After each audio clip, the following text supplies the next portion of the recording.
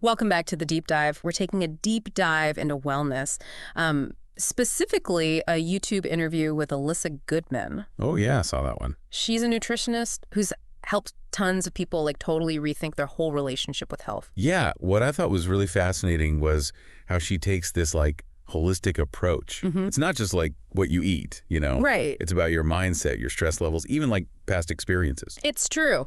It really is the bigger picture, isn't it? And she dives right in saying our subconscious minds run the show like 95% of the time. That's wild. Yeah. And get this, she says most people are chronically dehydrated and don't even realize it. And that's like the big thing she's trying to fight against, right? Yeah. It's not about making people feel bad for, you know, grabbing a latte or whatever, but it's recognizing those signs of dehydration and understanding how important minerals are. Which brings us to the celery juice. Oh, yeah. She's a huge fan. It's more than just a trendy drink, though, right? Yeah. Exactly. She's really big on it for a reason.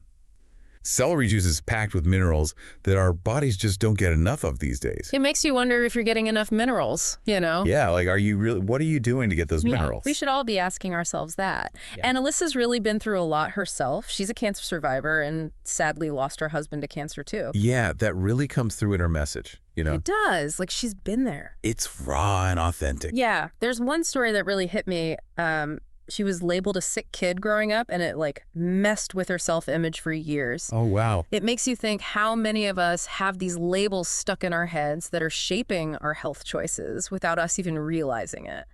Have you ever felt that way? Like a label just stuck with you? Totally. It's crazy how powerful those early experiences can be. And she connects this back to subconscious programming, especially what happens in those first 7 years of life. Those experiences shape our beliefs about our bodies, about food, about being healthy. It's like our operating system is being programmed without us even knowing it. Exactly. But she doesn't just focus on the problem. She offers real solutions. Like she's all about hydration. Big time. Not just celery juice either.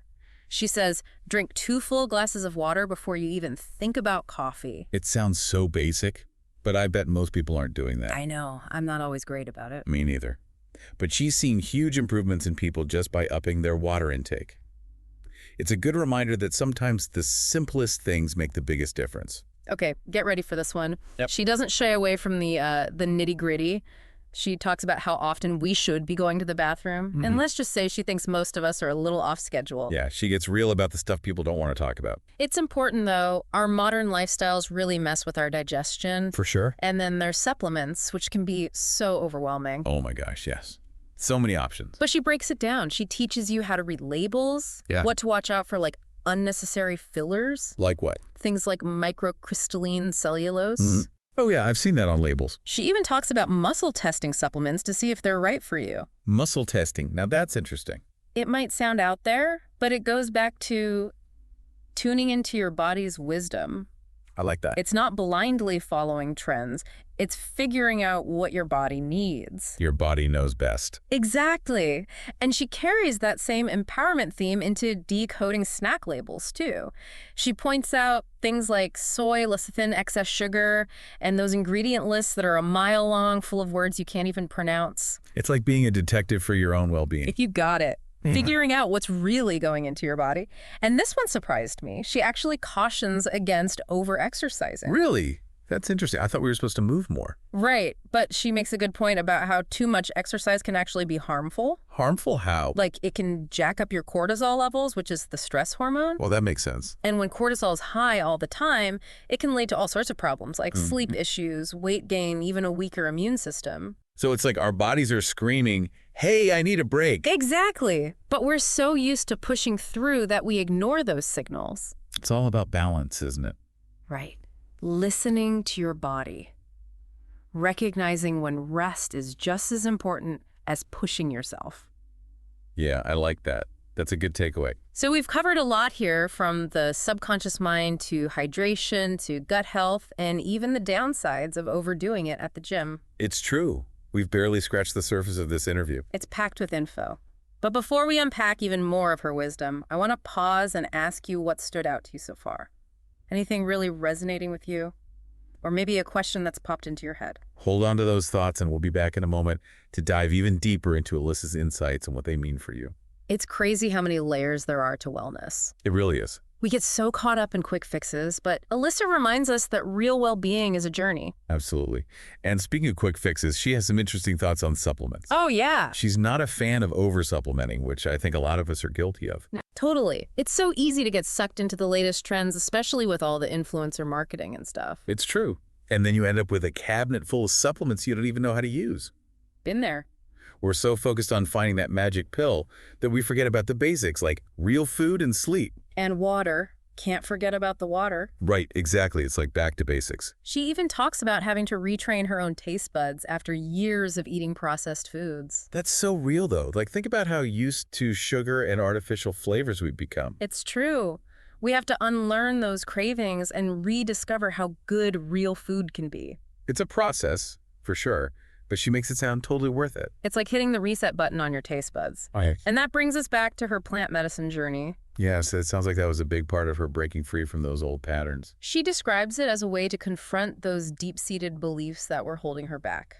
So it's not about escaping reality or anything like that. Oh, it's more about using plant medicine as a tool for self-discovery. She's very clear about approaching it responsibly, though, with the right guidance and all that. Of course, that's super important. She specifically mentions psilocybin mushrooms and how they helped her work through some anxiety and limiting beliefs. So it's like she's using these alternative methods to reprogram her subconscious. Exactly. Tying it all back to that subconscious programming we were talking about before. It's fascinating stuff. It is. It's definitely not a path for everyone, but it shows how open she is to trying different things. Yeah, and to really getting to the root of her health challenges. And it's not just plant medicine. She works with a hypnotist and energy healers, too. It's cool that she's not attached to any one approach, you know? I know. She really emphasizes finding what resonates with us. That's such an important message. It's your health journey, so you get to decide what works best. We've heard her talk about everything from hydration to supplements to exercise. Don't forget about over-exercising. Oh, yeah. That was a big one. She really made me rethink my whole approach to working out. Me too. It's easy to fall into that trap of thinking more is always better. But she points out how overdoing it can actually backfire. It's about finding that balance between pushing yourself and giving your body the rest it needs. And it's not just the physical stuff either. She's big on emotional and spiritual well-being too. That's so important. It's all connected, right? Exactly. Mind, body, and spirit. She talks about self-love, finding peace, nurturing your inner world. It's about creating a space where you can thrive. And she's clearly walking the walk. She sounds so happy and healthy. She does. It's inspiring to see someone in their 60s so full of life. It really challenges those ideas we have about aging, you know? Like we inevitably decline. Yeah, exactly. She shows that it's possible to be healthy and vibrant at any age. It's about shifting our focus from what we can't do to what we can do. Love that. So we've explored Alyssa's personal journey, her approach to wellness, and her message of hope and empowerment. And she's given us so many practical tips to try out. From reading food labels to staying hydrated to understanding the power of rest. It's a lot to digest. It is.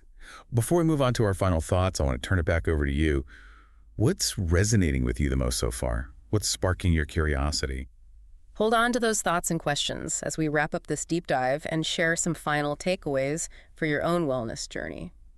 It's funny how her story is so relatable, even if, we haven't all been through the same exact things. Yeah. It reminds me that we all have those subconscious, scripts running in the background, Totally. Shaping our thoughts and stuff without us realizing it. It's both empowering and kind of scary, right?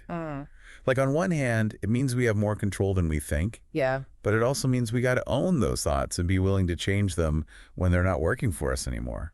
She gives us the tools to do that, though.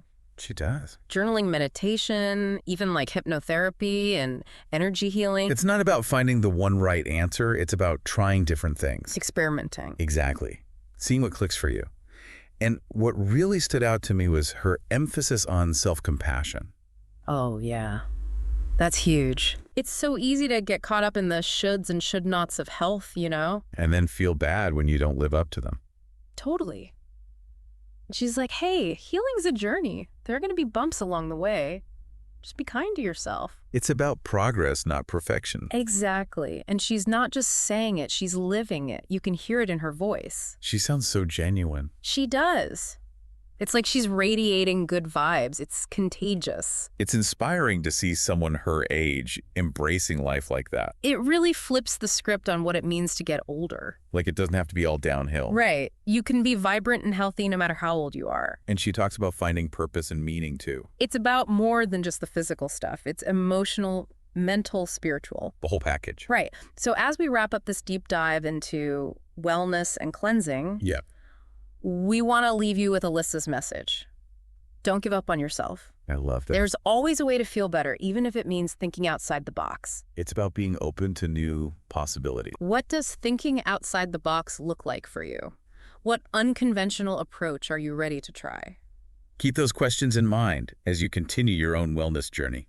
We'll be back next time with another deep dive. See you then. Stay curious.